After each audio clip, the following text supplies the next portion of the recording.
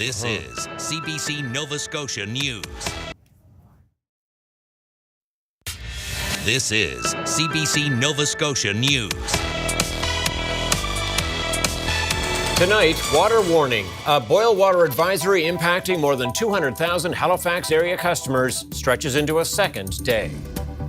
Winter eviction. A city bylaw forces a Halifax area veteran out of his RV home. And African Heritage Month, celebrating the culture and history of African Nova Scotians.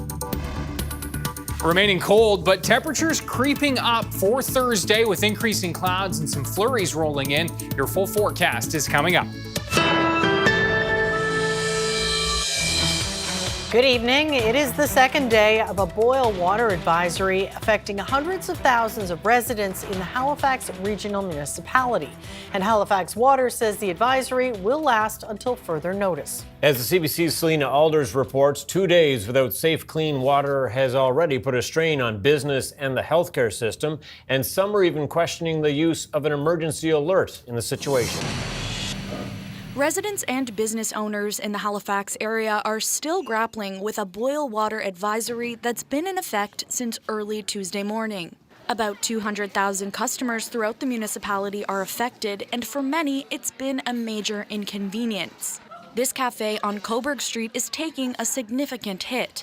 Anywhere from $500 to $700, maybe up to $1,000. We just had a really busy rush and had to either say no to drinks or sell people drip coffees instead of lattes.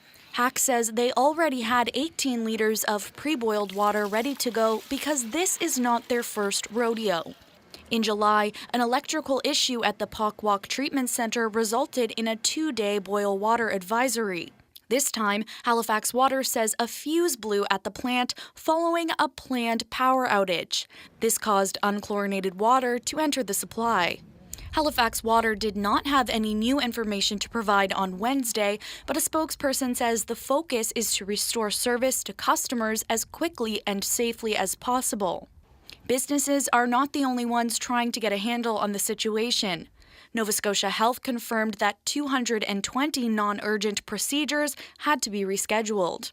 Herman Piero drove from Cape Breton for a lung cancer surgery. It's been put off until Friday at the earliest. It's sad to say that we have to put it off a few more days, but it's all in God's plan, really. Like, there's nothing we could do. Residents who are subscribed to a municipal alert system were notified of the advisory close to 7 o'clock on Tuesday morning. In July, an alert through the province's Emergency Management Office was issued to people's mobile devices. That did not happen this time around. The city says that's because there was no imminent threat to life, property, or the environment. Resident Melanie Wombolt is questioning that decision. I drank 2 or 3 glasses of water, I brushed my teeth, I had half a pot of coffee before I knew there was anything wrong with the water. Halifax Water says it's testing the water quality and will lift the boil water advisory as soon as it gets approval from the Department of Environment and Health. An investigation is underway to determine what went wrong and how to prevent it from happening once again. In the meantime, residents should continue boiling water for at least 1 minute before consuming. Selena Alders, CBC News, Halifax. The province sent out an emergency alert late this afternoon after a chemical spill in Dartmouth.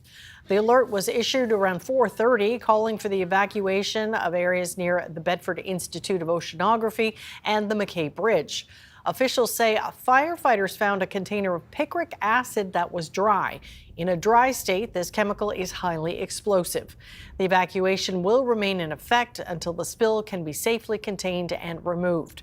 Halifax Harbour Bridges says the McKay Bridge is also closed in both directions. Premier Tim Houston says with the threat of American tariffs, now is the time to diversify Nova Scotia's economy. Houston says he is willing to reconsider some long-standing bans on extraction, and he asked the federal government to revisit the Energy East pipeline project, the plan to build a pipeline from Alberta to Atlantic Canada, an idea that was abandoned more than 7 years ago. The United States is a huge market, and it's been a convenient customer. But now is the time to also, of course, look for diversification, not only across our country, but around the world. And, you know, a project like the Energy East could move resources from the west to the east and then on to Europe. Like it will open up. A Halifax area veteran is being told to leave the RV he calls home. The city says the situation is against a local bylaw, but he says the order is unfair in the middle of winter and in a housing crisis. The CBC's Haley Ryan has more. Just trying to stay warm. Matthew Tetro often relaxes near the wood stove with his dog, Harper. But he's not sure how much longer he'll have moments like this. The Halifax municipality says Tetro's RV and addition he built onto it break a local bylaw, so he has to leave by early February. I would like the HRM to kind of consider not making people homeless more. Like, am I supposed to just get a tent now? Would that be more feasible to them?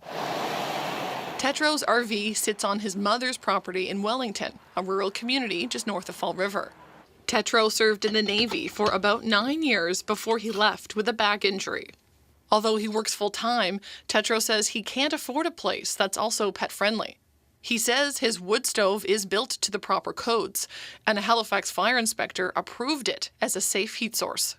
There's got to be a reason, a real like hazard to not allow someone to do something like this, especially if it's in like a newer like trailer or RV or anything. I mean, this is older, but it's in immaculate shape, so I'm trying to take care of it because it's all that I have. Tetro was questioning why he has to leave when many people are living in RVs at Shuby Campground this winter.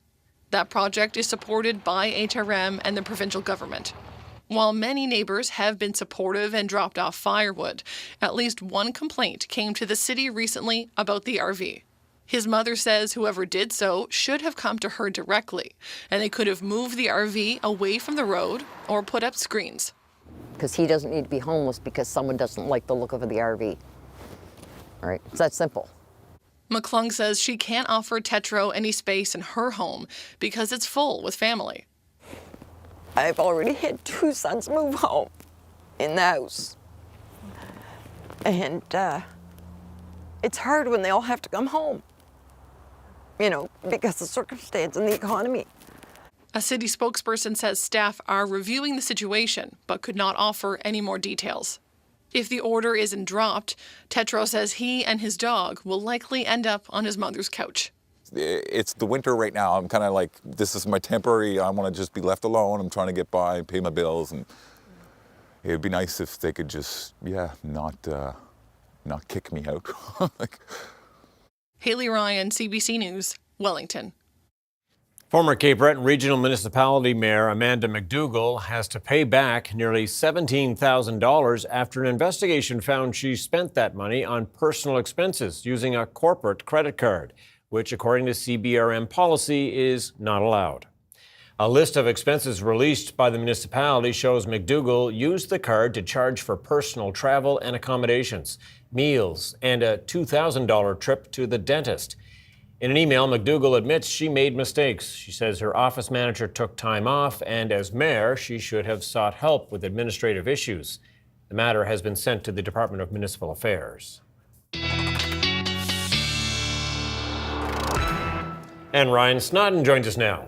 So some sun, but not enough to take the chill out of the air. Yeah, sunglasses but long johns is what was on par for today in terms of the attire you would need. And tomorrow we're going to be warming up, but the clouds are going to be building in, and that's kind of the price tag this time of year, as the winds will shift to southwest, and we will see the increase in clouds across the province tomorrow. Chance for flurries into the afternoon for most. The greatest chance is going to be here, the valley, Digby down towards Yarmouth, where we could see some local accumulation in the 2 to 5 centimeter range. Wind chill values tomorrow morning, again, are going to be deep into the minus teens and near minus 20 up towards the New Brunswick border. Some relief into the afternoon, but still feeling into the minus double digits. That southwest wind will be a breezy one, so that will add to the wind chill value, even though temperatures will be a little bit milder. The cold air kind of sets back in for Friday. That'll be a cooler day overall. Saturday pretty chilly as well, but some relief in sight for Sunday into Monday, back near the freezing mark. All the details are coming up. Tom and Amy. All right. Stay tuned. Thank Okay, you. thanks so much, Ryan. Thank you. Members of Nova Scotia's Domestic Violence Death Review Committee are expected to file their first report this spring. Taryn Grant explains how the committee works and what the public can expect to learn. A few years ago, Nova Scotia announced it would join many other provinces and other jurisdictions around the world by creating a Domestic Violence Death Review Committee. Now, shortly after the province declared intimate partner violence an epidemic, the committee is about to release its first report. So, how exactly does it work? Here's how it's structured. Nova Scotia's chief medical examiner is the chair. He appoints members who are not part of government, while senior bureaucrats appoint members who are part of government. There are a total of 14 members. The committee has two jobs. The first is to analyze each case where people have died as a result of intimate partner violence. This means deaths of partners, but it could also include deaths of children, extended family members, and others. The second job is to take information from all cases and look for patterns. Ultimately, the committee is trying to find out why these deaths happened and what could be done to prevent more deaths. On average, over the last decade, Nova Scotia has seen 1 or 2 women killed by their male partners each year. But recently, there's been a spike in these deaths. In a span of just 3 months in late 2024 and early 2025, 6 women were killed by their male partners. In one case, the woman's father was also killed, and in 5 of those cases, the men killed themselves. Eventually, the Domestic Violence Death Review Committee should review and report on all these cases, but there can be a lag time. The committee can't start reviewing a case until any criminal proceedings are over. If, for example, there's a murder trial, it could be months or years before the committee can take the case. And the public might not be able to tell when a case has been reviewed. The committee will give a detailed report to the Justice Minister, but the public will only get to see a summary and recommendations, which exclude anything that might identify the people involved. These committees have existed in other places for many years. Ontario established its Domestic Violence Death Review Committee more than 2 decades ago, and its recommendations have been pretty consistent. Often it calls for better education for the public and training for professionals, more collaboration between departments and organizations, changes in policy and law, and better risk assessment and safety planning.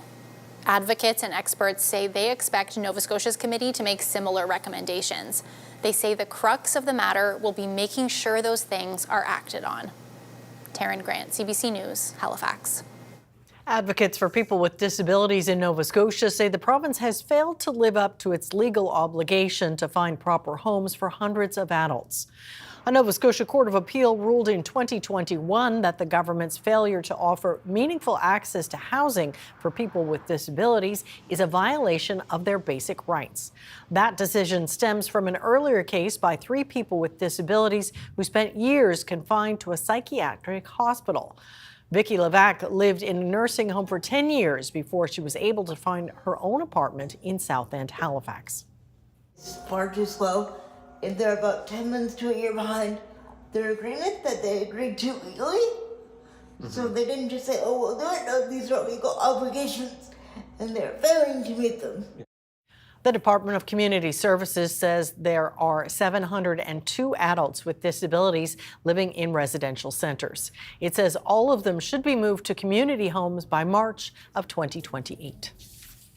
The province used the launch of African Heritage Month today to proclaim support for a United Nations initiative that has been extended for another decade. The International Decade for People of African Descent will continue through 2034.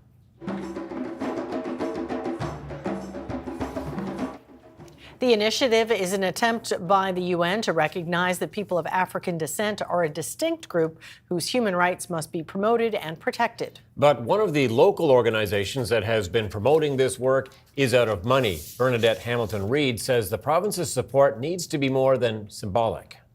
What monetary value is that going to bring to the community? How is it going to enhance our organizations? Is there going to be money backing this 10-year decade? And if it is, how is it going to help to sustain many of our organizations that are always chasing money? African Heritage Month is recognized each February. This year's provincial theme is Legacy in Action, celebrating Black brilliance. Yeah, sure cold out there tonight. Is. Ryan will be back with his full weather forecast in just a few minutes.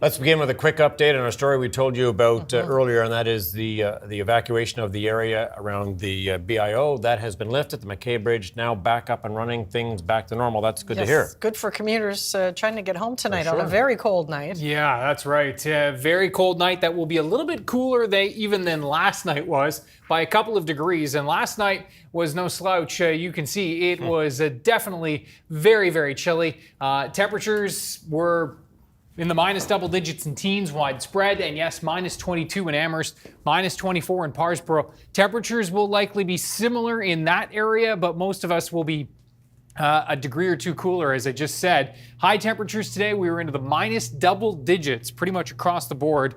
It was, we barely got up into the minus single digits in through the south and west. No temperatures out there right now. We're already falling, and widespread minus double digits in teens out there. It's already minus 15 in Amherst, and it is going to be a cold night. You can see winds not too gusty in through the mainland, but some pretty good gusts in the 40 to 50 kilometer per hour range in through Cape Breton. So that has wind chill values there into the minus 20s. Minus 22 is what it feels like in Amherst, and into the minus teens elsewhere. We've been watching these onshore bands of flurries that have been persistent all day there in Inverness County and sailing across into Cape Breton and Richmond County as well. Now, as we look at the bigger picture, high pressure is moving in. That will ease things for at least a little time, and then we've got this next little wave coming in that will bring some flurries into the mix for tomorrow, into tomorrow night and Friday morning especially.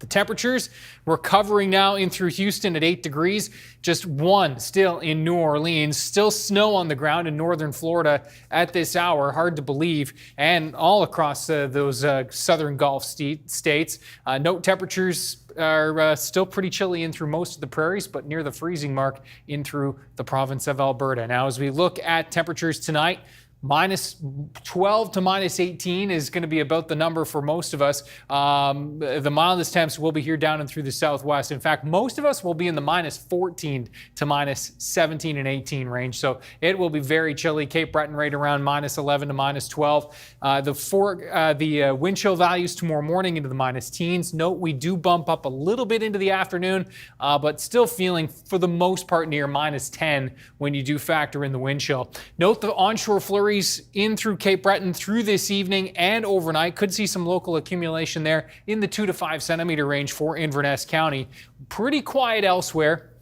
Here come those flurries tomorrow afternoon into the south and west. Does look like we'll see a pretty steady band, Yarmouth, Digby, and up into the western areas of the valley and then up into southern New Brunswick. This is the little band here that could drop 2 to 5 centimeters locally. Flurry chances moving in elsewhere. We'll see highs of minus 5 to minus 8 for Cape Breton tomorrow with those winds from the west, 20 gusting 30 to 40. We'll see temperatures in through central areas as mild as minus 3 for the metro area and Musquodoboit, and then cooler up towards the Tatamagouche area. It looks like in and around the minus 3 to 4 range for Cobequid Bay and back through the valley and down into the south and west. Temperatures right near minus 2, again with that light snow pushing in. That snow will continue to track in for Thursday night and into Friday morning and then depart from west to east. But when we add up the snowfall from tomorrow afternoon, about 2 to 5 centimeters, and then another possible 2 to 5 centimeters, we could see 5 to 10 here locally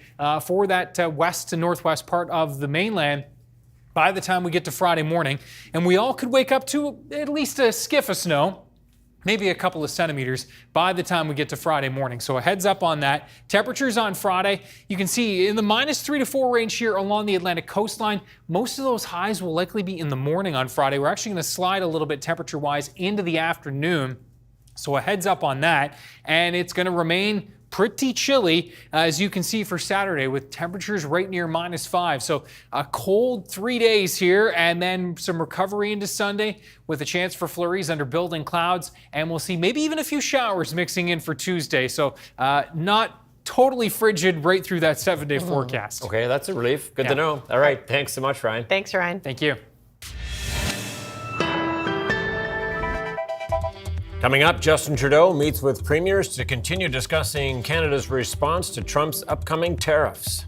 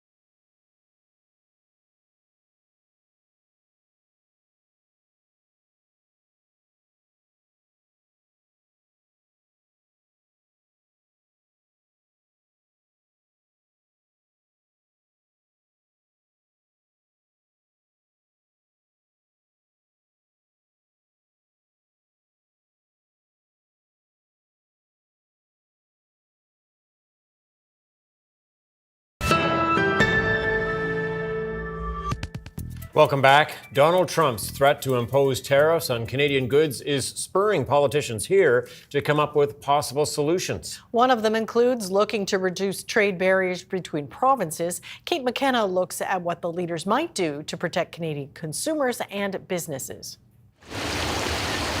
Ottawa and the provinces are dealing with a new reality. The president likes to operate in an environment of chaos. Chaos about when or if Donald Trump will hit Canadian goods with sweeping tariffs that could kill hundreds of thousands of Canadian jobs. The premiers met virtually today. We had a really productive meeting with all the premiers and the prime minister and a couple federal ministers as well, making sure we have a solid plan. Trump's now saying tariffs could come February 1st, after first saying it would happen when he took office. We've been given a reprieve, whether that's a week or 6 weeks. So there is a time for cooler heads to prevail. Today, their focus was bolstering Canada's economy and improving trade between provinces. Why is it so hard to send a bottle of wine from one province to another? We need to look at internal trade that could pick up the GDP by, I've heard numbers anywhere from $50 to $100 billion. This is low-hanging fruit for us, relatively speaking. We do not have to go through the United States for us to attack these internal trade barriers. Alberta Premier Danielle Smith is in Washington meeting with lawmakers. She split with her fellow premiers last week, coming out hard against using oil as a bargaining chip in a trade war. She attended today's virtual meeting. After, she posted online, saying the group is moving closer to a consensus on how to handle the U.S. tariff challenge. All premiers agree the best case scenario would be dissuading Donald Trump from implementing these tariffs in the first place. The premiers are planning a trip to Washington in mid-February to make their case to American lawmakers as a team. Kate McKenna, CBC News, Ottawa. Premier Tim Houston says now is the time to diversify Nova Scotia's economy, given the threats of tariffs. And while the premiers and the prime minister did talk today, as you saw there, about reducing internal trade barriers, Houston has other ideas too. He says now is the time for Nova Scotia to consider greater resource extraction to bring in more revenues. In a memo to caucus, he says he's willing to reconsider some long-standing bans on extraction, such as one that applies to the lucrative fishing grounds of Georges Bank. Would you lift the bans that you talk about in this document on things like uranium? So you're talking about the potential that we have, the natural resource potential that we have in this province, and it is very, very significant. And you know, if we needed an example to look at how we strengthen our country through Energy East and interprovincial trade, we should also take that opportunity to strengthen our province and to make sure that our province is prepared for the future. And you know, we have a long way to go. We have significant opportunities, and I think that it's time that we realize on those opportunities so quickly. Spring legislative session? Possibly. So what legislation, in order to deal with some of these things you've outlined in the memo you sent to your caucus today, what sort of legislative changes, what sort of changes would Nova Scotia have to see to allow that to go ahead? There are a number of bans in this province. It's a long list of industries, entire sectors that we've banned. If we want to grow our economy and provide the social and fulfill our social responsibility to Nova Scotians, then we need to grow our economy and grow our industries. And we can't expect Nova Scotia to prosper when we ban industry after industry after industry. So so we need to have, you know, proper discussions about how these things can be done safely. But the reality is I hear from families every single day who are having trouble paying their bills. I hear from families every single day that are just struggling with housing, with you know, paying for their power, making decisions about what to buy instead of groceries. Like, I hear from those families every single day. And we have the potential to grow our economy and start to address those, and we can't look away from that. I want to know which bans you're talking about, Premier, and I'm just wondering, you know, some that come to mind, Georges Bank, would you be willing to lift that moratorium on drilling there? I think, you know, we're looking at what can be done safely, and get to a process where we remove unnecessary red tape, and there is mounds of unnecessary red tape, including outright bans of things that have just been holding back industries and sectors and holding our province back. George's Bennett be one you're looking at? I will look at everything. What can be done safely? That's the lens. There's a lot of fishermen where you're headed tonight who would not be very happy about that moratorium being lifted. I think people have a right to be concerned that it would be done safely, and so those are questions to be answered. But they're discussions to have. I mean, right now in this province, you can't even talk about something. Just right now, just think about this right now. If somebody mentioned George's Bank and we're nervous to have a discussion, we have to have a discussion. For that, many people's livelihood depends on George's being a functioning, productive area for seafood. Sure. Fishing, farming, forestry. Our province was built on these traditional industries, and I think it will always be a part of our economy. Doing these things are just a way of life in Nova Scotia. But we have to have discussions about what we can do safely alongside that. How much lead time will the public have on those discussions before legislation would show up in the House to reverse some of these? There'll be lots of discussions with communities. I think my message today is kind of the exact opposite of what they're used to hearing. What Nova Scotians are used to hearing, we're not doing it. And the message has to be, if you look at the world around us today, it's a changing world, and if we can't take the opportunities that are before us to make our province more self-sufficient and our province more sustainable, and a province where we can support Nova Scotians, we have to be willing to have a discussion about all those opportunities. Shale gas and fracking are not specifically mentioned in this. I'm wondering, is the fracking ban something that you'd like to lift? Safe onshore exploration of gas. I mean, there's a number of bans. We've banned a number of things in this province that are being done safely in other jurisdictions and are important to the economy. And we have that potential, and the world's going to demand that we have those discussions and look at them. One of the things that your letter seems to suggest, and correct me if I'm misinterpreting this, but you list the various challenges that the province is facing. U.S., obviously our population growth is not what it has been recently, so there are potential revenues there, potential revenue issues if there's a change in the federal government. And you talk about things in the letter along the lines of controlling government costs without having to tax more. Are you trying to position things in such a way so that if we don't pursue revenue development and extraction more than we have, we are at risk of having to either have fewer services that can be delivered or face higher taxes to account for the revenue shortfalls that we could be facing in the coming years? I'm not trying to position that. That's the reality. That's just the reality. If you look at our aging population, the cost to deliver health care, look at the percentage that health care is of our provincial budget, we have to grow the revenues to provide the services. So we rely on the federal government very heavily. And who knows what another future federal government might do. And so what would your message be to folks who are going to hear this and they may try to position your motivation as chasing dollars at the expense of the environment? No, this province has every potential. We have as much potential. We have more potential than most regions of this country. But we have to have the courage to act on that potential if we want to continue with the delivery of services and lower our taxes and support Nova Scotians. We have opportunities, and we need to be willing to discuss those opportunities. And they can be done safely. And where they can be done safely, they should be done.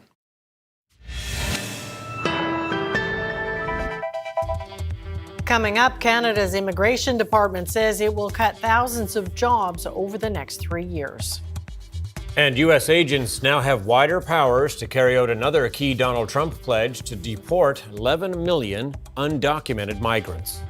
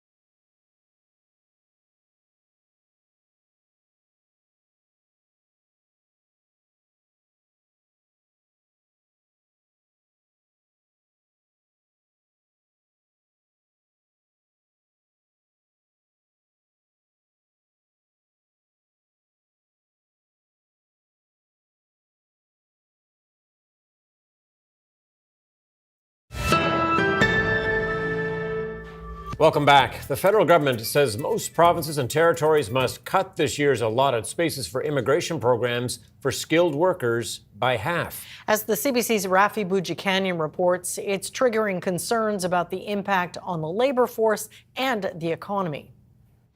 When it comes to Canada's permanent immigration targets and aligning them to our economic needs, I'm here to announce and confirm that the current plan reduces next year's projections. That was the federal government last fall announcing cuts were coming. It's now becoming clearer what they will look like. It's a 50% reduction from where we were last year's. That's across the board for all provinces and territories except Quebec and Nunavut for what are called the Provincial nominee programs, targeting skilled workers in healthcare, trades, food services, or even education. Cuts imposed unilaterally, the provinces charge with no consultation. We know our labor market. We work with our employers on a regular basis. We're engaged with them. In New Brunswick's case, the province says trades, health, and education alone require them to hire a couple of thousand new workers from the nominee program this year, more than 2/3 of their allocation. If we want to build houses and apartments, we will need people with trades. This is our reality. And if we don't have them, what will be the impacts? There's a further stipulation. Ottawa is requiring 3/4 of nominees this year to be people who are already in Canada waiting to become permanent residents. This expert says that further reduces options for Yukon or the Northwest Territories. They don't have a large enough temporary resident population compared with other parts of Canada. And so this is where I feel the federal government could have been more considerate. Provincial immigration departments say they're going to start consulting on what they can do to see if Ottawa can reverse at least some reductions. The federal immigration minister says he's willing to show flexibility, but he points out his office has reduced levels across all categories as part of the federal plan for the next 2 years. Rafi Boudjikanian, CBC News, Ottawa. U.S. President Donald Trump has been announcing sweeping actions just days into taking the office. The latest one, ordering the closure of all federal diversity, equity, and inclusion offices. Another one is giving enforcement agents wider powers to carry out his pledge to deport millions of undocumented migrants. The CBC's Chris Reyes reports. President Trump has expanded the powers of Immigration and Customs Enforcement Officers, or ICE. The new policy was announced by the Department of Homeland Security Tuesday and took effect immediately. It allows for expedited removal after arrest if an illegal immigrant can't prove that they've been in the country longer than 2 years. It also means that ICE can bypass court proceedings. Tom Homan, Trump's so-called border czar, was asked about raids, where and when they would happen. Here's what he said. I wouldn't call them raids or target enforcement operations. They know exactly who they're looking for. They know pretty much where they'll find them. So again, these are well-planned operations. They're well investigated. There are some 250 sanctuary cities and states in the United States where local policies either limit cooperation with ICE officers or prohibit asking about a person's immigration status altogether. Many of these cities, like Chicago and New York, are led by Democrats, and they are gearing up for a fight. Now, in another sweeping action, the Trump administration has ended all diversity, equity, and inclusion programs. All federal employees in DEI roles are to be placed on paid leave by tonight. Trump is also putting federal agencies on deadline to come up with a plan for firing those employees by the end of the month. The head of the U.S. Coast Guard has also been dismissed. She was the first woman to hold that position. One Democratic senator said she was put into that role for good reason. Literally, issues of sexual assault and sexual harassment at the Coast Guard Academy and at sea, and people covered it up. You're going to fire her over the fact that she wanted to clean up a mess created on a previous watch? It's the wrong decision. All DEI-related offices will shut down, and any mention of such programs will be removed from all federal websites and social media. This essentially undoes many of Trump's predecessors' initiatives to promote inclusion within the government and to address what President Biden called historical injustices. Chris Reyes, CBC News, Washington. Donald Trump is calling on Russia to, quote, make a deal to end the war in Ukraine or face heavy tariffs and sanctions. His remarks come a month before the conflict enters its fourth year. The CBC's Briar Stewart visited Ukrainian soldiers in Russia's Kursk region and found many of them worried about how long they can hold on.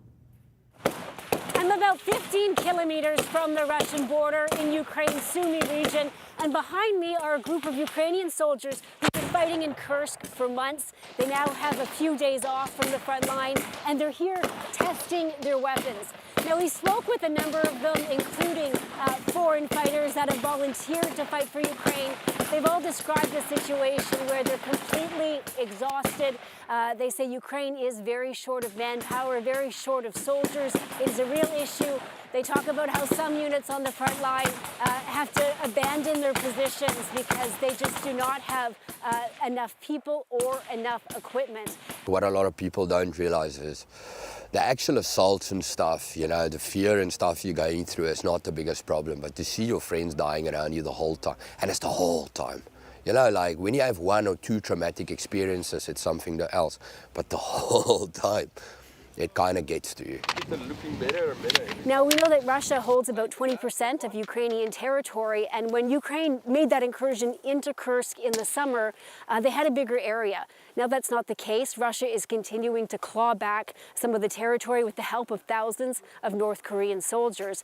And there has been a lot of speculation about why Ukraine continues to try to defend the part of the Kursk region that they have. Ukrainian officials say it's because they want a buffer zone, but a lot of people talk about the fact that maybe what they're really trying to do is to keep holding the area so they have it for any future negotiations. Briar Stewart, CBC News in the Sumy region, Ukraine. Prince Harry has won a long-fought legal battle against the British tabloids. Rupert Murdoch's UK tabloids apologized to the Duke of Sussex for past coverage and also admitted to unlawful behavior. Crystal Gumansing reports from London. News Group newspapers, as a part of its settlement, issued a full and unequivocal apology to the Duke of Sussex, Prince Harry, and to former Labour MP Tom Watson. The newspaper acknowledged serious intrusions by the Sun into those individuals' personal lives between 1996 and 2011. This was the first time that the Sun has admitted to using unlawful activities. However, they specifically say they were at the hands of private investigators. While Prince Harry has said many times that he wanted this all to come out in open, it is a victory. In a monumental victory today, News UK have admitted that The Sun, the flagship title for Rupert Murdoch's UK media empire, has indeed engaged in illegal practices. Prince Harry not in London for the settlement announcement, but Watson was here and made a point of saying he wished he wasn't involved in this case, but thanked Prince Harry for really helping to push it forward and get a settlement. I once said that the big beasts of the tabloid jungle have no predators. I was wrong. They have Prince Harry. His bravery and astonishing courage have brought accountability to a part of the media world that thought it was untouchable. We don't know how much money was awarded to the two individuals. That was not made public. News Group Newspapers considers this issue to now be closed and done. Crystal Gumansing, CBC News, London. Some of Canada's most vulnerable people are facing a new hardship, a highly contagious, drug-resistant stomach bug, Shigella. Infections can be severe or even fatal, and it's getting harder to treat with antibiotics. CBC health reporter Jennifer Yoon has more. Night after night, Nurse Karen Elamir is confronted with suspected cases of a highly contagious illness known as Shigella. We've been seeing a lot of people coming in complaining of diarrhea, severe fatigue, belly pain. People are embarrassed. They don't necessarily want to talk about it. There's an outbreak in Toronto, at least 11 confirmed cases among people experiencing homelessness. But the city's public health officer thinks the number is much higher. Most people will resolve the infection on their own. So we're really only capturing those who are seeking medical attention, going to the hospital to get tested, for instance. The best prevention for the bacterial infection is through hygiene measures. But for those without a home, access to public toilets is an ongoing challenge. In Edmonton, sanitation measures have helped control cases. Since 2022, over 300 people have been hospitalized there with severe Shigella infections. Public health authorities were helping people find a place to take a shower, use the washroom, and get a change of clothes. But still, there's been an outbreak on and off for years. As soon as you would get somebody to the right place, 3 more would pop up. Antibiotics can help and were part of Edmonton's solution, supplied to people living in tents. But in other cities, the stomach bug is getting more resistant to pills. And if they require antibiotics, they have to either go to the emergency department or go to the hospital to be able to receive IV antibiotics. And even then, IVs don't work in all cases. Extensively, drug-resistant Shigella has been reported in Europe, Australia, and the US. There's been cases of it in Seattle, and we occasionally see cases in Vancouver, but luckily it's not that well established. The best way to prepare against Shigella goes back to prevention. Jennifer Yoon, CBC News, Toronto. Amazon Canada says it's closing all 7 of its warehouses in Quebec, a move that could result in the loss of more than 1,700 jobs. A company spokesperson says the online retailer will outsource deliveries to contractors, insisting that the decision is tied to cost savings and not the recent unionization of about 200 employees at the Laval warehouse. The company has long been criticized for being anti-union.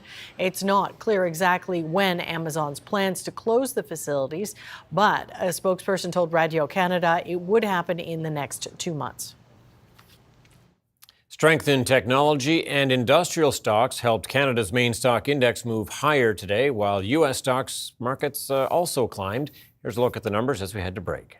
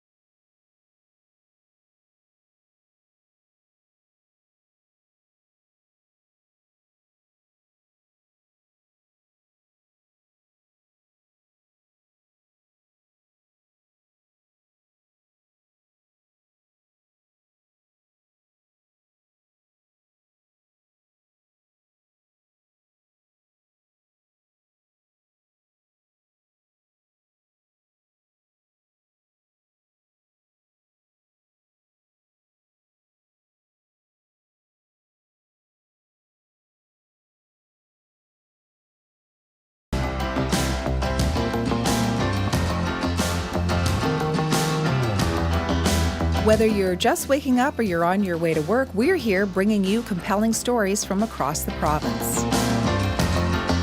And keeping you up to date with the latest in news, weather, sports, and traffic. I'm Portia Clark. And I'm Matt Brand.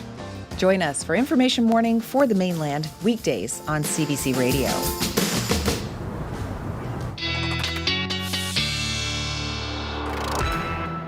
Yeah, another log on the fire tonight for sure, because maybe we're a gonna whole need it. tree. Yeah, I know. It's we get these spurts from time to time. We're in the middle of a good one right now. That's We for sure. certainly are. It's the heart of winter for sure. Although folks mentioning we could use more snow for this heart of winter for sure. If we're going to have winter, we might as well have the snow. Have real winter, right? Exactly. And another cold night tonight, no question. Temperatures minus 12 to minus 18. Most of us in the minus 14 to 18 range. So it is going to be chilly. Have a look at our viewer picture of the day.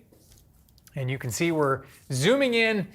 Beautiful part of the province, about as far north as it gets for our province. South Harbour and... Oh, lovely. Yeah, it's nice, isn't it? Nice little rainbow there. Ron Nickel, thank you so much for sharing this. Ron, a frequent contributor. Ryan's Picks at cbc.ca. Thank you so much to Ron and for everybody for sharing your picks over the last weeks and months. Really appreciate it here, and even in the winter months when it gets a little tougher to get out and take those picks. -2 to -4 for the southern areas of the province tomorrow. That is where indeed we will notice a difference in the temperature. Pretty chilly still in through the north and east, and yes, milder there as well, -5 to -7 or 8, but it is definitely going to be still a bit breezy from the southwest to west with those winds 20 gusting 30 to 40, and so yeah, we will be noticing still a bit of a wind chill into the afternoon, feeling near -10. So flurries and light snow moving in throughout the afternoon tomorrow. Dusting for most, but we could see 2 to 5 centimeters. Yarmouth and Digby counties. Pretty good agreement with the models that we will see that pulse there. They could add up those totals locally. And then another round through the overnight into Friday morning. That's where we could see another 2 to 5 centimeters there. So 5 to 10 locally through that Yarmouth, Digby, Annapolis County area, pushing into the valley as well, and could see some pockets in the 2 to 5 centimeter range further east than that as well. And also noticing you folks there in Inverness County with some pockets there. Let's show you just this quick tracker of the cold, and you can see those deeper dark blues pinwheeling around this Arctic air, which is going to continue to funnel through over the next few days. We will see some relief into the Sunday, Monday time period as temperatures creep up back closer to the freezing mark. There we go. Well, looking forward to that. All right, a Canadian musician living in LA is leaning on his craft to help him cope with the devastation of the wildfires in Southern California. Have a look at this.